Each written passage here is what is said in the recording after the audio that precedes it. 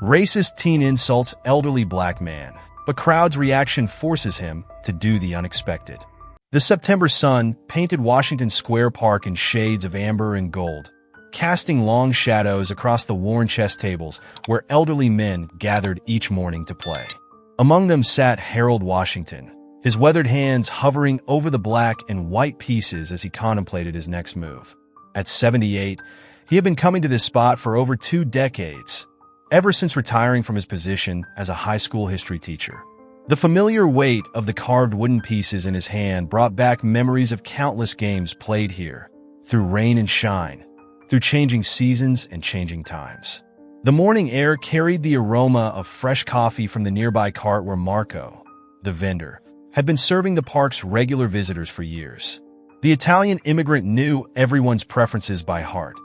Harold's medium roast with just a splash of cream, Bernie's strong black coffee, and Mrs. Chin's green tea, which he sipped while watching the games from a regular bitch. These small, daily rituals had woven themselves into the fabric of Harold's retirement years, creating a comfort that helped ease the loneliness since his wife Martha's passing 3 years ago.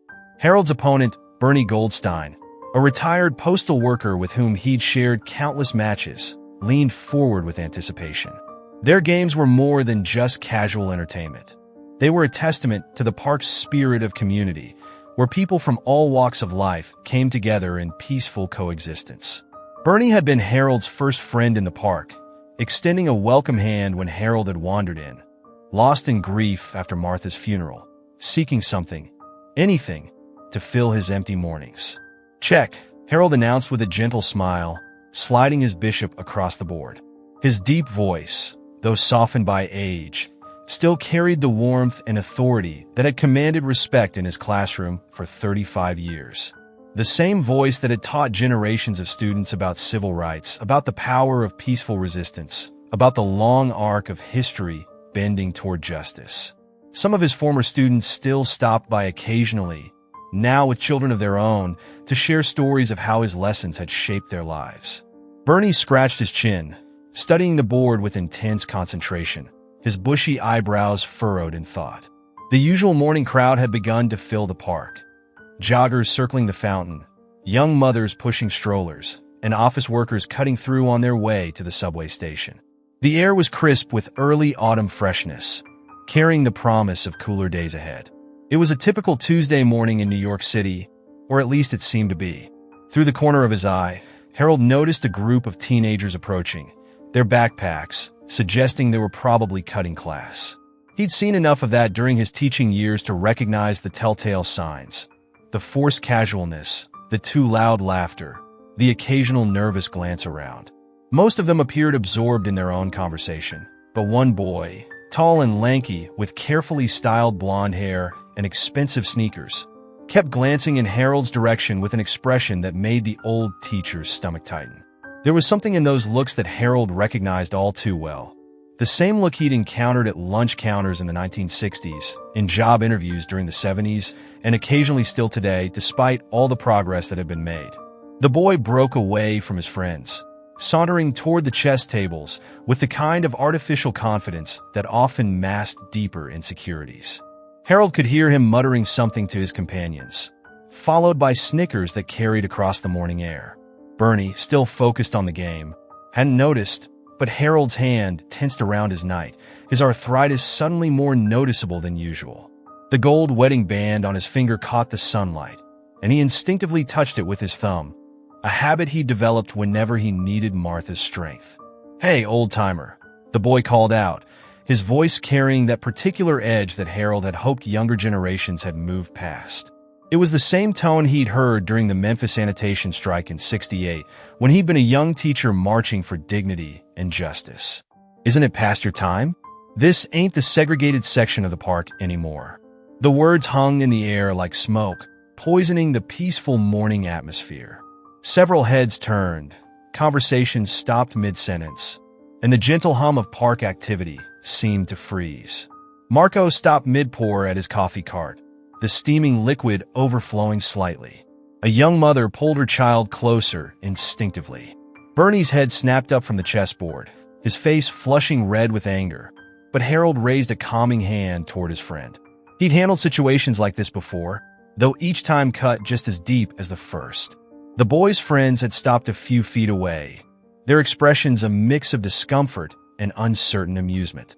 One girl in a red sweater took a step back, clearly wanting to distance herself from what was unfolding. Her face showed the internal struggle between peer pressure and conscience that Harold had witnessed countless times in his classroom.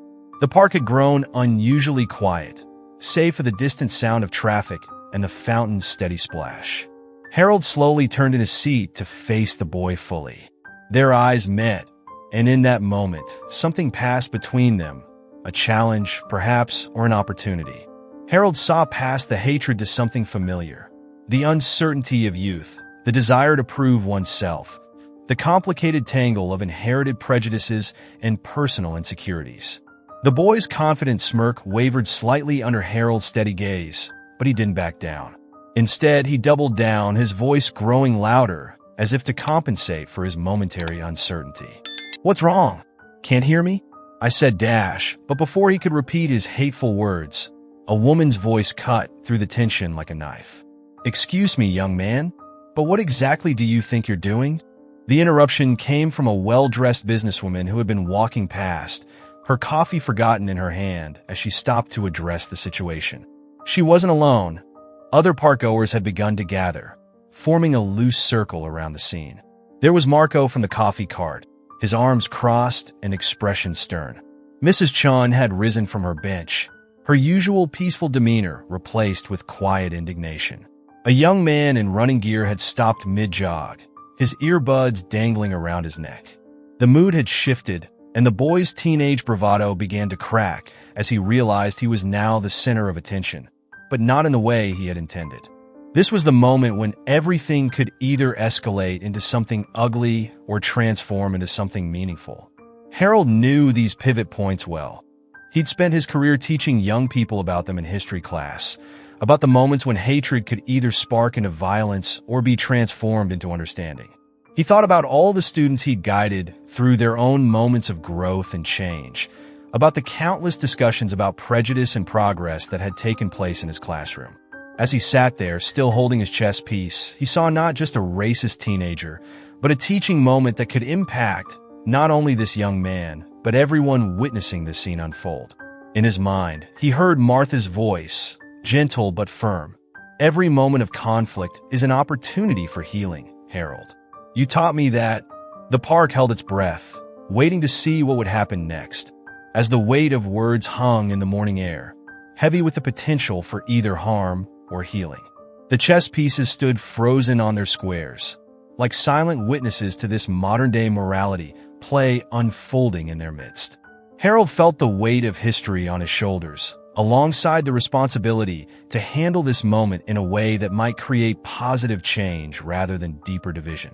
The next few moments would determine whether this would become just another painful memory to add to the collection he'd accumulated over his 78 years, or whether it might transform into something more meaningful, a moment of community, of growth, of the kind of change he'd spent his life working toward, one classroom, one student, one moment at a time. The businesswoman who had spoken first took a step closer, her heels clicking against the park's pavement with purpose. Her designer blazer caught the morning light, and the tablet she'd been checking emails on was now clutched forgotten against her chest like a shield. "I asked you a question, young man," she said, her voice carrying the authority of someone used to being heard in corporate boardrooms. Her name was Patricia Williams, though Harold didn't know it yet. She had walked through this park every morning for the past 15 years, always too busy with phone calls and emails to stop and notice the chess players. But today was different. Something in the boy's words had cut through her usual rush, had made her stop and really see what was happening in this park she passed through so often. The boy started, his earlier bravado cracking slightly under the weight of adult scrutiny. His friends had backed away further, leaving him increasingly isolated in the growing circle of disapproving faces. His carefully maintained appearance, the expensive haircut, the designer clothes that spoke of privilege, seemed to shrink under the collective gaze of the community. The autumn breeze ruffled his hair, making him look younger, more vulnerable than he had moments before. "You were just what?" Another voice joined in, this time from Marco, the coffee vendor, who had abandoned his cart to approach the scene. Steam still rose from the forgotten coffee pot behind him, the morning air carrying its rich aroma across the tense gathering. His accent carried the warmth of his Italian homeland, but there was steel beneath it now. Just insulting an elderly man? A man who sits here every morning, who greets everyone with kindness, who helped my daughter with her history homework last year. The same man who stood up for me when those teenagers tried to vandalize my cart last summer. The boy's face reddened, but a streak of defiance still showed in his clenched jaw. His hands had balled into fists at his sides, knuckles white with tension. It's a free country. I can say what I want. The words came out less certain now, as if he were trying to convince himself as much as anyone else. Free to spread hate? This came from a young man in a Yale sweatshirt who had been reading on a nearby bench. He closed his book. Harold could see it was a worn copy of To Kill a Mockingbird, and stood up. The symbolism wasn't lost on Harold, who had taught that very book countless times over his career. Free to make someone feel unwelcome in their own neighborhood? That's not freedom, that's cowardice.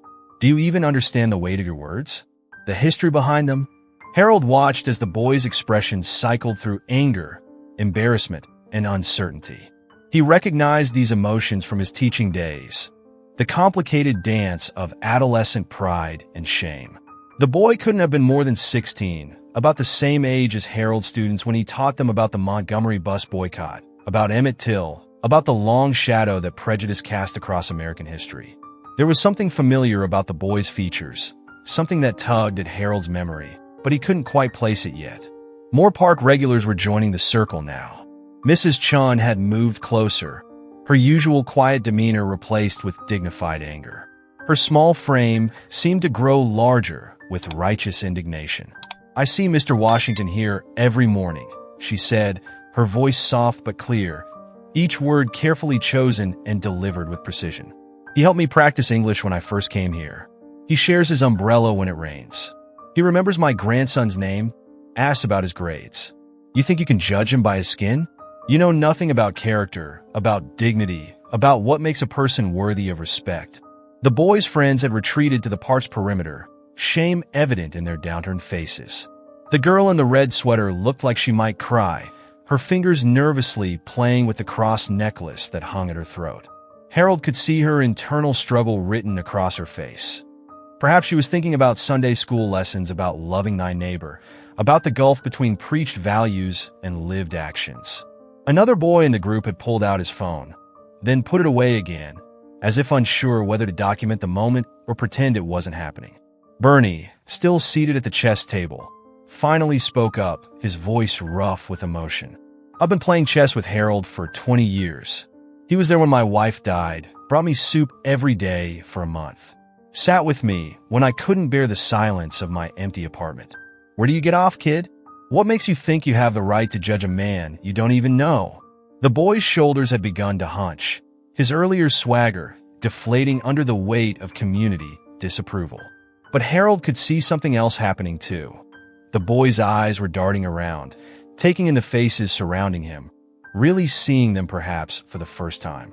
He saw the moment the boy noticed Marco's trembling hands, weathered from decades of honest work. Saw him register Mrs. Chen's dignity, Patricia's authority, Bernie's grief-lined face. It was like watching someone wake up from a dream, or perhaps enter one. That moment when the world suddenly shifts and nothing looks quite the same anymore. I didn't... The boy stammered, his carefully styled hair falling into his eyes as he looked down at his expensive sneakers. The morning sun caught something metallic on his backpack, drawing Harold's attention. That's when Harold noticed something he hadn't seen before.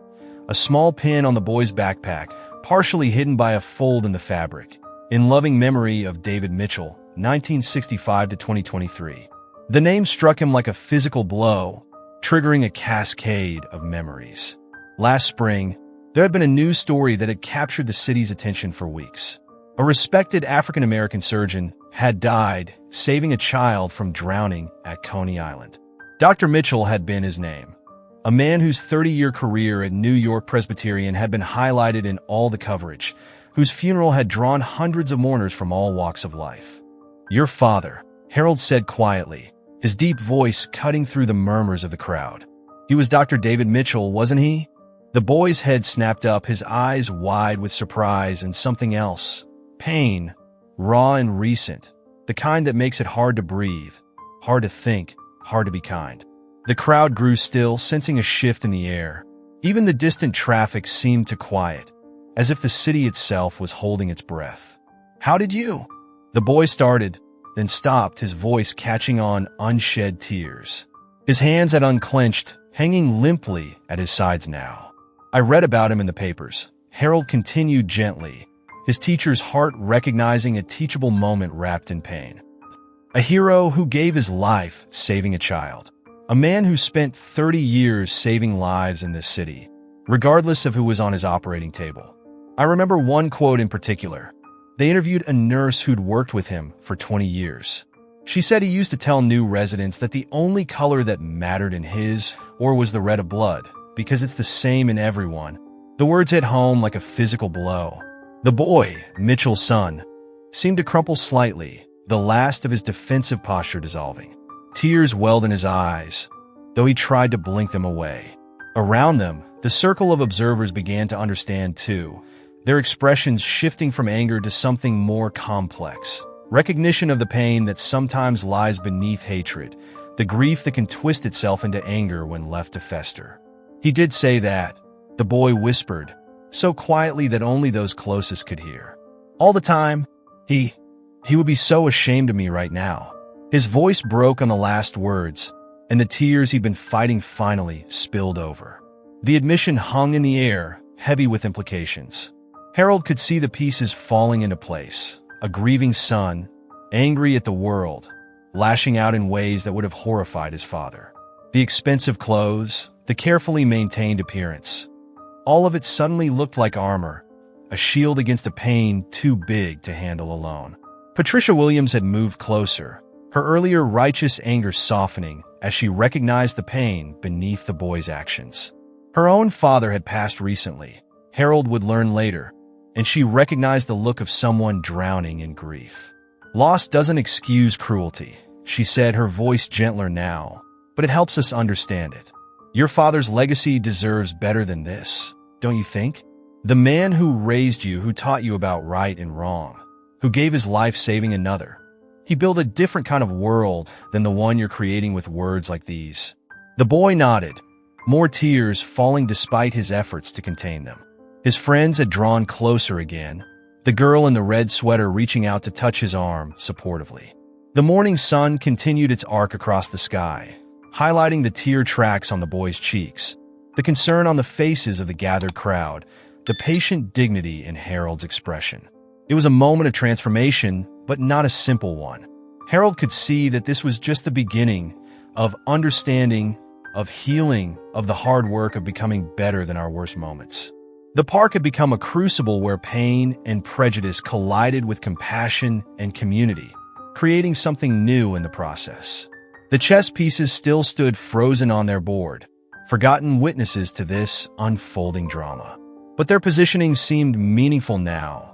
Black and white pieces in careful balance, each necessary, each valuable, each part of the same game. A game that, like life, required both sides to move forward. The silence that followed the boy's tears felt heavy with possibility. Harold watched as the young man, who he now knew was carrying a burden far heavier than teenage arrogance, struggled to compose himself. The morning had grown warmer, but the boy shivered as if caught in a private winter, his designer jacket offering no protection against the cold of grief. "My name is James," the boy said suddenly, his voice cracking. "James Mitchell. My dad. He used to bring me here sometimes on Sunday mornings when he wasn't on call." His hands clutched the straps of his backpack like a lifeline, the memorial pin catching the sunlight. "We get hot chocolate from the cart and watch the chess players. He always said he'd learn to play someday, when he had more time." The words, "when he had more time," hung in the air like smoke, bitter with the irony of unfulfilled promises. Harold felt the familiar ache of recognition. How many times had he heard similar words from Martha in her final years? "When I feel better," she'd say, planning gardens they'd never plant, trips they'd never take. Marco, who had been standing nearby, quietly moved back to his cart and returned with 2 paper cups. "Hot chocolate," he said softly, offering them to James and Harold. "No charge. For memory." His accent was thicker with emotion, and Harold noticed his hands trembling slightly as he handed over the cups. James accepted the cup mechanically, staring into the steaming liquid as if it might contain answers to questions he hadn't yet learned to ask. His friends had drawn closer again, forming a protective circle that was markedly different from their earlier enabling presence. The girl in the red sweater, Harold heard someone call her Sarah, kept her hand on James's arm, a steady anchor in the storm. 6 months, James said, still staring into his cup. "It's been 6 months, 2 weeks, and 3 days since the accident. Everyone keeps saying it'll get easier, but it doesn't. It gets harder. Because every day, there's one more thing I can't ask him about. One more moment he's not here for." His voice grew bitter. "And everywhere I look, there are happy families, fathers and sons, and I get so angry. But Dad would never." He broke off, unable to continue. Patricia Williams, who had remained nearby, spoke into the silence. "Grief can make us unrecognizable, even to ourselves," she said quietly. "But it doesn't have to define us forever." She reached into her designer bag and pulled out a business card. "I run a youth counseling center in addition to my corporate work. We have a grief support group for teenagers. Every Thursday evening." Harold watched as James took the card with trembling fingers. The boy's earlier bravado had crumbled completely, revealing the raw wound beneath. Around them, the park's regular morning crowd had begun to disperse, but not with the usual hurried indifference of New Yorkers avoiding confrontation. Instead, they moved slowly, thoughtfully, as if carrying away pieces of a shared experience that had changed them in subtle but significant ways. Bernie cleared his throat, drawing attention back to the chess table where this had all begun. "You know," he said, his voice gruff with emotion, "your father was right about chess. It's never too late to learn." Harold here taught half the regular players in the park. The invitation in his words was clear, but Harold knew it had to be his voice that extended it. He turned to James, seeing not the angry teenager of minutes ago, but the grieving son of a good man. "Would you like to learn?" he asked softly. "We could start now if you'd like. Or another day, when you're ready." James looked at the board, then at Harold, his eyes red but clearer now. "I don't deserve, after what I said.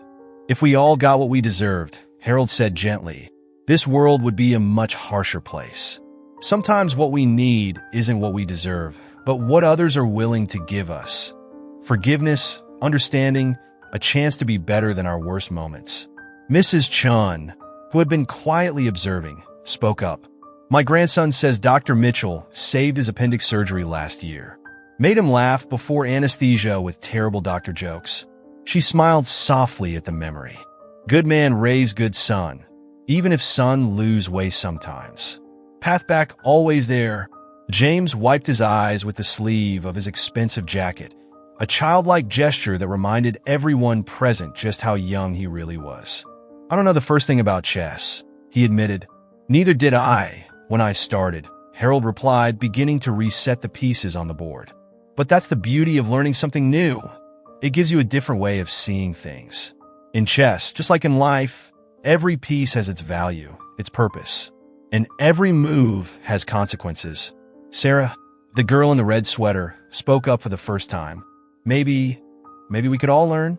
She looked at the other teenagers in their group, who nodded with varying degrees of enthusiasm. "Instead of cutting class, we could come here some mornings?"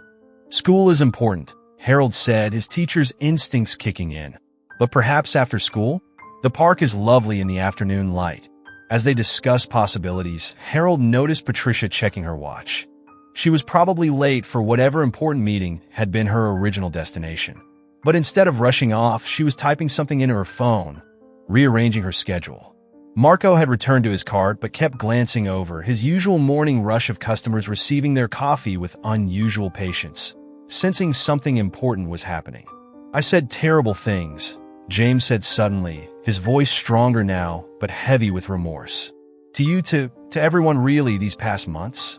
I don't know how to make that right." Harold considered this as he finished setting up the chessboard. Making things right isn't always about erasing what was done, he said. Sometimes it's about building something new from where we are. Your father spent his life bringing healing to others. Perhaps your way forward is to find your own way of doing the same. The morning sun had risen higher, casting shorter shadows now across the park. The regular rhythm of the city continued around them. Joggers on their routes, dogs being walked, children on their way to school. But here, in this small corner of Washington Square Park, something had shifted. A space had opened up where pain and prejudice had collided with compassion and understanding, creating possibility where there had been only conflict. First lesson, Harold said, gesturing to the board between them. Every game begins with both players on equal footing. What matters is not where you start, but the choices you make from that point forward. James pulled up a chair, his friends gathering around to watch. The memorial pin on his backpack caught the light again, but now it seemed less like a wound and more like a reminder of legacy, of responsibility, of the ongoing work of becoming who we're meant to be. As Harold began explaining the basic moves, he caught glimpses of other stories unfolding around them. Patricia making a call to reschedule her morning meetings. Marco preparing more hot chocolate without being asked. Mrs. Chun settling onto a nearby bench as if preparing for a long stay. The park had become a classroom of sorts, but one where the lesson went far beyond the movements of pieces on a board. The healing hadn't happened all at once. Healing never does. But something had begun, something that felt like hope, like possibility, like the first step on a longer journey. And as Harold moved his first pawn forward, beginning the game and so much more, he felt Martha's presence as strongly as if she were sitting beside him, smiling that knowing smile of hers that always said, "See, there's good in every day, if you know where to look for it." The next few hours passed in a gentle blur of chess moves and quiet conversation. Harold noticed how the morning crowd had shifted. Usually by this time, the park would have thinned out, leaving only the regular chess players and a few scattered tourists. Instead, a small but steady group remained, drawn into the orbit of what was happening at the chess table. Patricia Williams had relocated to a nearby bench, conducting her morning meetings via phone, her voice a quiet murmur in the background. Every so often, she would glance over at James and nod approvingly, as if confirming to herself that postponing her day had been the right choice. Her tablet balanced on her knees as she took notes, but her attention kept drifting back to the impromptu chess lesson. The knight moves in an L shape, Harold explained, demonstrating the move. 2 squares in one direction, then 1 square to the side. It's the only piece that can jump over others. He watched as James absorbed this information, seeing echoes of his father in the boy's focused expression. Some people think that makes it special, but really, each piece's limitations are what make the game interesting. It's our constraints that shape who we are. Sarah, still wearing her red sweater despite the warming day, had pulled out a notebook and was sketching the chess moves Harold demonstrated. Her cross necklace caught the light as she leaned forward, reminding Harold of another student he'd had years ago, another young person struggling to reconcile faith with the complexities of the real world. "My church youth group," she said suddenly, looking up from her notes. "They've been talking about wanting to do more community outreach. Maybe we could organize something here? Not just chess lessons, but..." She glanced at James, then at Harold, her idea taking shape as she spoke. A way to bring people together, to talk about hard things in a safe space. Marco, who had been listening while serving his customers, joined the conversation. "My daughter, she works at the community center on Thompson Street. They have meeting rooms, proper tables for chessboards." His eyes lit up with inspiration. "And a kitchen, my wife. She always says good food makes hard conversations easier." The idea seemed to ripple through the gathered group, taking on new dimensions with each person who spoke. Mrs. Chin mentioned her connections with the Chinese Community Center, where many elderly residents felt isolated by language and cultural barriers. One of James's other friends, a quiet boy named Michael who had been watching the chess lesson intently, spoke up about his mother's work with veterans groups. "Dad used to volunteer at the VA hospital," James said softly, moving a pawn with more confidence than he'd shown an hour ago. He said healing isn't just about fixing bodies. It's about fixing the spaces between people too. Harold felt something shift in his chest at those words. A recognition of how wisdom passes down through generations, sometimes in unexpected ways. He thought of all the lessons he'd tried to teach over his years in the classroom, never quite knowing which ones would take root and bloom. "Check," he said gently, pointing out the position to James. "But look carefully, there's a way out of it. There usually is if you take the time to see it." As James studied the board, Harold noticed more subtle changes happening around them. The other regular chess players, who normally stayed within their familiar groups, had begun to mingle with the gathered crowd. Bernie was showing Sarah's notebook to a young tech worker who often rushed through the park with his breakfast. They were discussing the possibility of creating a simple app to help beginners learn chess moves. Patricia had ended her calls and was deep in conversation with Mrs. Chun, their heads close together as they discussed logistics, spaces, schedules, ways to make whatever was growing here sustainable. Harold caught fragments of their conversation: intergenerational mentoring and community building and healing circles. "You know," James said, making his move to escape the check, "I haven't been back to school since it happened. The counselors try to understand, but they don't really. Everything feels pointless now." He looked up at Harold, his eyes clearer than they'd been all morning. "But this learning something new, something Dad wanted to learn, it feels different." Harold nodded, understanding the unspoken question. "Sometimes we need to approach healing sideways," he said. "Like the knight's move, not direct but still getting us where we need to go." Marco had begun setting up a second chessboard on a nearby table, where Michael and another of James's friends were awkwardly attempting to mimic the game Harold and James were playing. Their earlier embarrassment had transformed into something else, a tentative engagement with the moment, a willingness to be beginners at something. "Your father," Harold said carefully, watching James's reaction. "He must have been a beginner once too. Every surgeon starts with their first incision, every chess player with their first game. The courage isn't in being good at something. It's in being willing to be bad at it until you learn." Sarah had moved to sit closer, her notebook now full of more than just chess moves.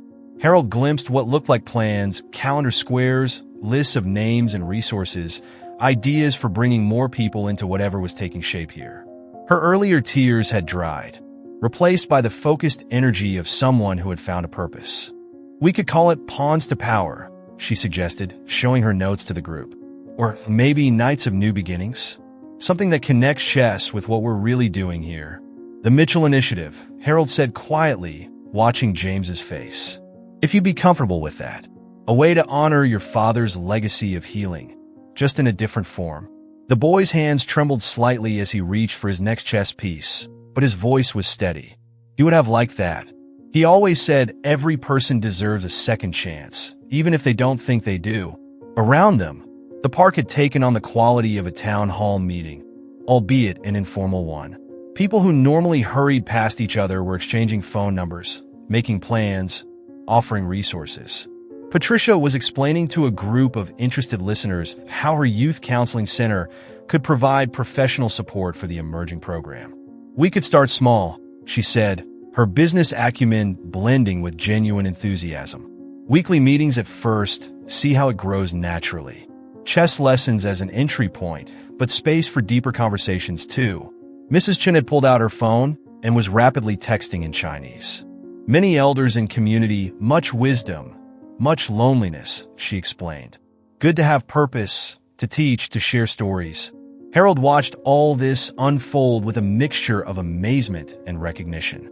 He had seen this pattern before, in classrooms where a particularly powerful discussion transformed a group of individual students into a real community, in historical moments where crisis crystallized into opportunity. The pieces were moving on multiple boards now, far beyond the wooden one between him and James. "Remember," he said, addressing not just James but the wider group that had formed around them. "In chess, as in life, every move matters. But no single move determines the whole game. It's the pattern we create together that makes the difference." The autumn sun had risen high enough now to cast dappled shadows through the park's trees, creating a shifting pattern on the chess boards and gathered faces. It was almost noon. Hours had passed since the morning's confrontation, though it felt both longer and shorter than that. "Your move," Harold said softly to James, but he wasn't just talking about the game anymore. They all understood that something larger was being played out, something that had started with words of hate, but was transforming into something else entirely, a testament to the human capacity for growth, for change, for creating light from darkness. And as James reached for his next piece, Harold saw Martha's smile again in his mind's eye, heard her voice as clearly as if she were sitting beside him. Sometimes, love, the best teaching happens when you're ready to learn yourself. As the afternoon approached, the impromptu gathering in Washington Square Park had begun to take on a more organized shape. Patricia Williams, her morning meetings long forgotten, had borrowed Harold's pen and was using the back of her business proposals to sketch out what she called an action plan. Her corporate efficiency, tempered by genuine compassion, gave structure to the energy and ideas flowing through the group. The community center on Thompson has 3 available time slots, she announced, checking her phone messages. Wednesday evenings, Saturday mornings, and Sunday afternoons. Marco's daughter says they can waive the rental fee if we structure this as a youth outreach program. James, who had finally lost his first chess game to Harold, but was already setting up for another, looked up from the board. Sundays, he said quietly. Dad always said Sundays were for family, for building something meaningful. His hands steadied as he placed each piece, the repetitive motion seeming to ground him. Even when he was on call, he tried to make Sunday mornings special. Sarah, her notebook now full of increasingly detailed plans, nodded in agreement. Sunday afternoons would be perfect. People are already in a mindset of community after church. Plus, my youth group meets in the morning, so we could come straight from there. Harold watched as the plans took shape, marveling at how tragedy and confrontation had transformed into possibility. He thought about all the Sunday afternoons he'd spent in this park after Martha passed, how the simple presence of others had helped heal his grief. Sometimes he realized the most powerful medicine isn't a cure, but a community. Mrs. Chun had been making calls of her own, speaking rapidly in Cantonese. She ended her latest call with an excited nod. Mr. Liu from Chinese Community Center says they have 15 chess sets in storage from old tournament. Not using now. Can donate to program.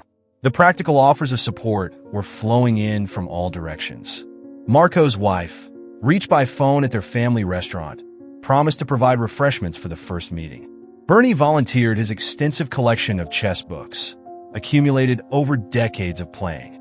Even the young tech worker, who had lingered far longer than his usual rushed park visit, offered to create a simple website and social media presence for the initiative. But it has to be more than just chess, James said suddenly, looking up from the board. His voice had gained strength over the past few hours, though his eyes still held shadows of grief. Dad always said that healing happens best when people talk to each other, really talk. Not just about what hurts, but about everything. Patricia nodded, adding notes to her growing outline. We could structure it as a mentorship program. Chess as the foundation, but with space for real conversations. Pair experienced players with beginners, seniors with youth. Create connections across all the artificial barriers we put up between us. Like the knight's move, Sarah interjected, pointing to her chess notation drawings. Not straightforward, but getting where we need to go. Harold smiled at the metaphor taking root. He moved his bishop, creating a subtle threat that he knew James would need to think carefully about. In chess, as in life, the obvious move isn't always the best one. Sometimes we need to approach problems indirectly, create possibilities rather than force solutions. A small group of park regulars had gathered around Patricia's bench, offering suggestions and resources. Someone knew, a retired social worker, who might be willing to facilitate group discussions.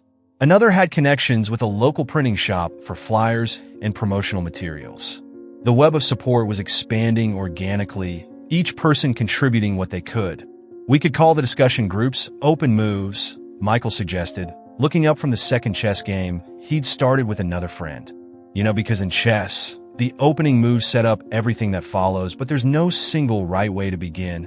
James nodded slowly, his fingers tracing the cross pattern on top of his king piece.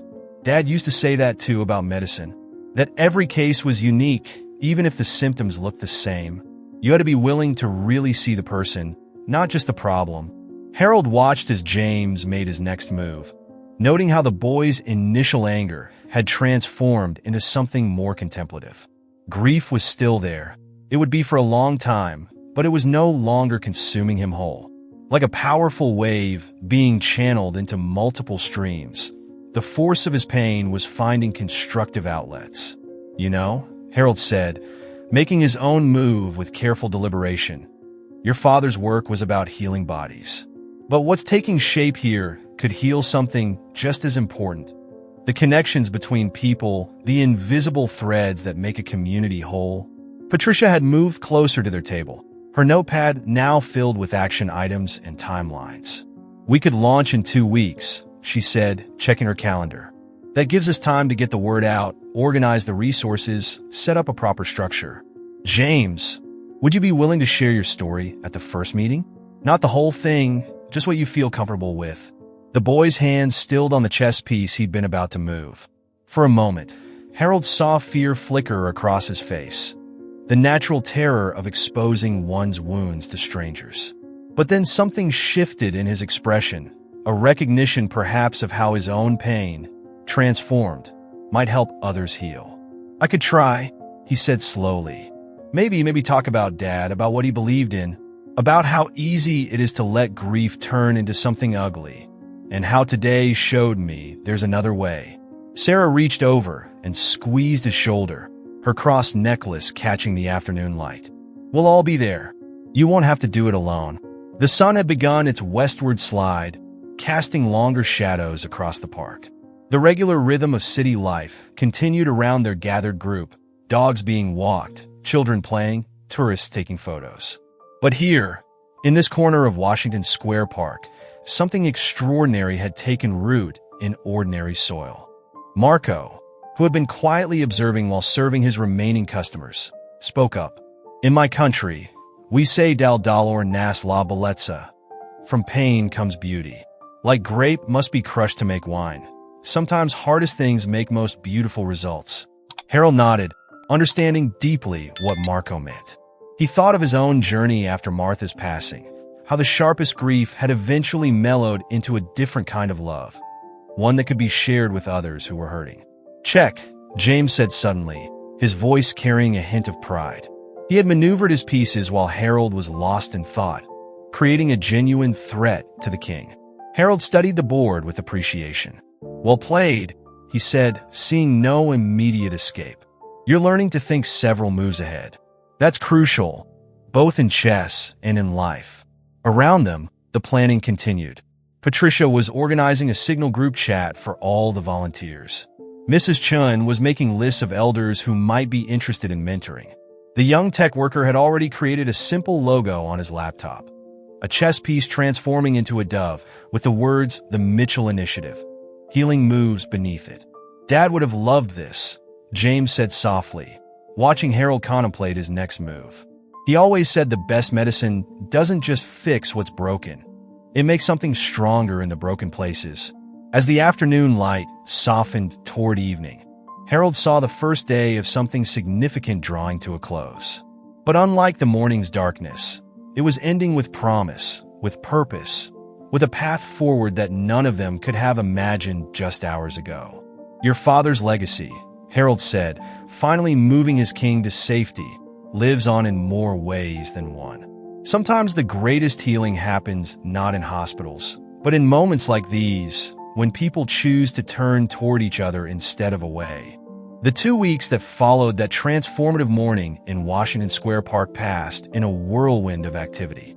Harold watched with quiet amazement as the seeds planted in those emotional hours grew into something more structured, more purposeful than anyone had initially imagined. The community center on Thompson Street had become their unofficial headquarters. Its worn but welcoming meeting room, with its mismatched chairs and coffee-stained tables, hosted daily planning sessions. Patricia Williams, true to her word, had thrown herself into organizing with the same precision she brought to her corporate work. "We've got confirmation from 23 mentors," she announced during one evening meeting, her tablet displaying color-coded spreadsheets. 8 from the Chinese Community Center, 5 veterans from the VA program, 6 from local churches, and 4 regular park players. She smiled at Harold and Bernie, plus some outstanding applications still being processed. James had been attending every meeting, arriving straight from his first days back at school. The dark circles under his eyes spoke of ongoing grief, but there was something new in his bearing, a sense of purpose that seemed to straighten his spine and steady his hands. He spent hours after each meeting practicing chess with Harold, their games now punctuated by deeper conversations. "I found some of Dad's old journals," he said one afternoon, moving his queen with growing confidence. He wrote about his first year as a resident, how overwhelmed he felt, how many mistakes he made. But he kept going because each patient was a chance to do better, to learn more. James looked up from the board, meeting Harold's eyes. "I think I understand that better now." Sarah had mobilized her church youth group with remarkable efficiency. They had created posters and flyers, their simple design featuring the chess piece dove logo that had become their symbol.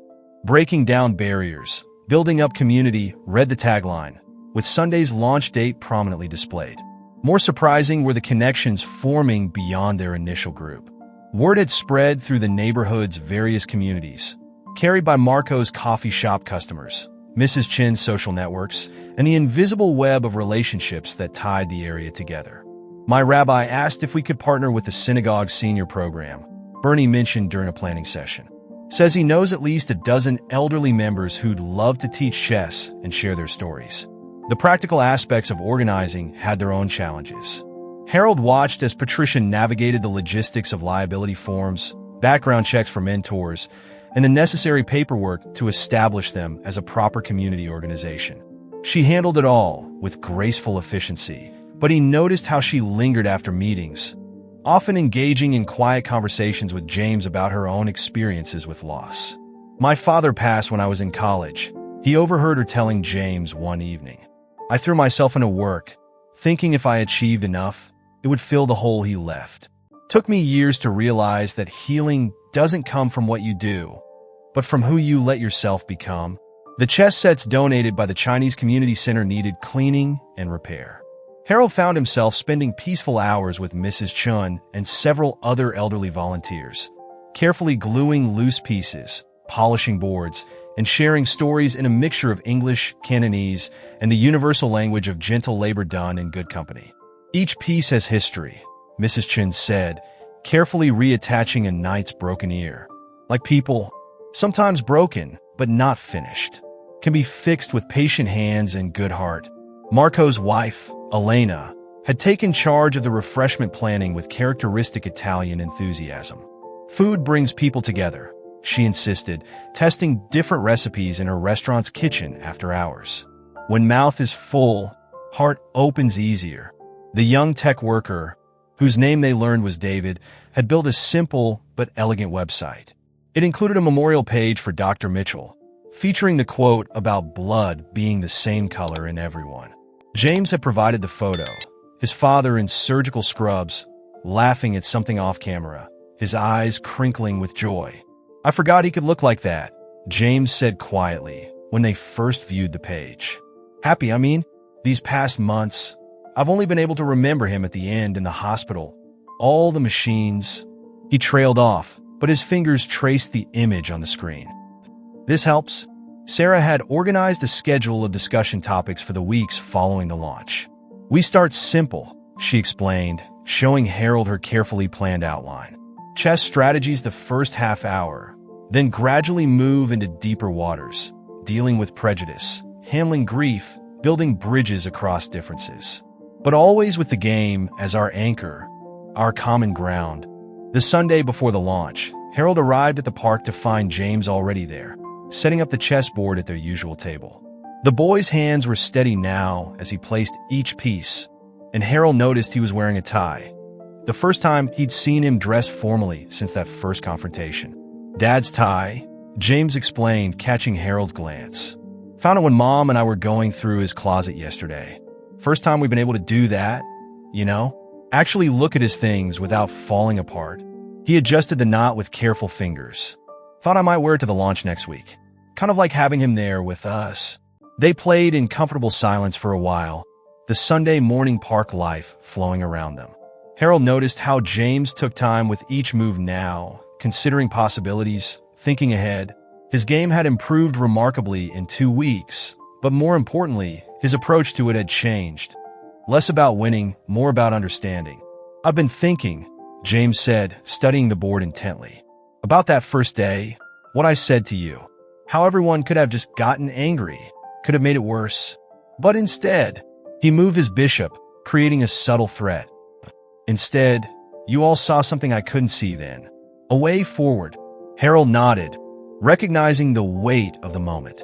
Sometimes the most important moves in life aren't the ones we plan, but the ones we make in response to unexpected challenges. Like in chess. The best players aren't just following a strategy, they're creating opportunities from whatever position they find themselves in. A small group had gathered around their table, as often happened these days. Harold recognized faces that would be part of Sunday's launch. Mentors and mints, seniors and teenagers. People who might never have spoken to each other if not for the strange alchemy of that confrontational morning. Sarah, arriving with her arms full of finalized flyers, paused to watch their game. Her cross necklace caught the light as she leaned forward, reminding Harold of that first morning when she'd stood uncertain on the periphery. Now she moved with the confidence of someone who had found her place in something meaningful. The RSVPs for Sunday keep growing, she reported, setting down her papers. We might need to add more chairs. People who've heard about it are bringing friends, family members. It's like she searched for the right words, like everyone was just waiting for something like this, a reason to connect. James made another move, his face thoughtful. Dad used to say that healing isn't just about fixing what's broken. It's about creating something new from what remains. He looked up at Harold. I think I understand that better now. Check, by the way. Harold studied the board with appreciation. The check was well constructed, forcing him to consider his options carefully. Around them, the park hummed with Sunday morning energy. Children playing, dogs barking, the distant sound of a street musician. But here at their table, time seemed to slow, to gather itself around this moment of quiet transformation. You know, Harold said, finally moving his king to safety, your father's work was about saving lives. But what's growing here, what you're helping to build, it's about changing them. Sometimes that's just as important. The autumn sun had risen higher, warming the chess table and the gathered faces. In less than a week, this quiet corner of Washington Square Park would expand into something larger, something that might ripple out in ways none of them could predict. But for now, in this moment, there was just the game, the community forming around it, and the steady work of healing, one move at a time. The Sunday of the launch dawned clear and crisp, the kind of autumn morning that seemed designed for new beginnings. Harold arrived at the Thompson Street Community Center early, his footsteps echoing in the still empty hall. The space had been transformed, chessboards arranged on tables in neat rows, chairs grouped to encourage conversation, and a small memorial display for Dr. Mitchell near the entrance. The silence was soon broken by the arrival of Marco and Elena, pushing a cart laden with coffee urns and trays of carefully arranged Italian pastries. Food first, Elena insisted, directing the setup with gentle authority. Empty stomach makes closed mind. The aroma of fresh coffee and warm pastries began to fill the space, making it feel more like a home than a community center. Mrs. Chen arrived next, leading a group of elderly Chinese residents, each carrying something to add to the growing atmosphere. Potted plants for the windowsills, hand-painted welcome signs in multiple languages, a traditional tea set for the refreshment table. They moved with purpose, transforming the institutional space with touches of personal warmth. James arrived with his mother, the first time Harold had met her. Diana Mitchell carried herself with quiet dignity, though Harold could see the grief still etched in the lines around her eyes. She wore a nurse's compassion in her bearing, and Harold remembered James mentioning that his parents had met during their hospital residencies. Thank you, she said simply to Harold, grasping his hands in hers. James has told me everything.